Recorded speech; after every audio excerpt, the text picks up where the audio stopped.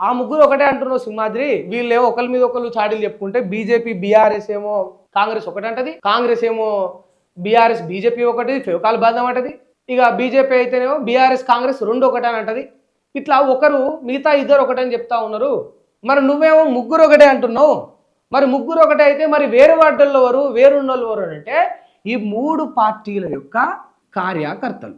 పొట్టు పొట్టు బూతులు తిట్టి మైకు దొరికిన కాడ ఇక అడ్డమైన మాటలన్న అన్న రేవంత్ రెడ్డి గారు కేసీఆర్ గారు అసెంబ్లీలో ఎదురుపడితే ఏం చేశారు మీ అందరూ చూసిరా?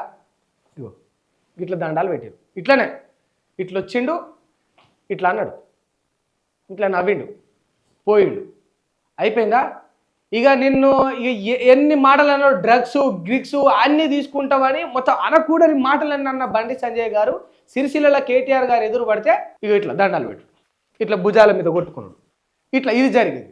మరి నాయకుల మధ్యనేమో ఈ సంబంధం ఉన్నది. మరి కార్యకర్తలు మొన్ననేమో కౌన్సిలర్ బీఫామ్ల కోసం ఈ మున్సిపల్ ఎన్నికలలో ఒక ఆయన తలకే వలగొట్టారు, ఒక ఆయనను కిడ్నాప్ చేశారు, ఒక ఆయన ఇంటికి నిప్పంటించారు, ఒక ఆయనను సంపదామని చూసిరాడు, ఒక ఆయన నేసేద్దామని చూసిరాడు. వీళ్ళందరూ ఎవరనుకుంటారు? మళ్ళా కోట్లకి ఎదిగిన ఎమ్మెల్యే ఎంపీలు అనుకుంటారా?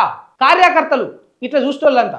రాజకీయంగా 100 విమర్శలు చేసుకున్నా, నువ్వు మీ ఇద్దరు ఒకటి మీరిద్దరు ఒకటి అని ఒకడొకటి ఎన్ని అనుకున్నా కూడా వాళ్ళు ఎన్నడూ కూడా దిగజారిపోయి కొట్లాటలకు పోరు.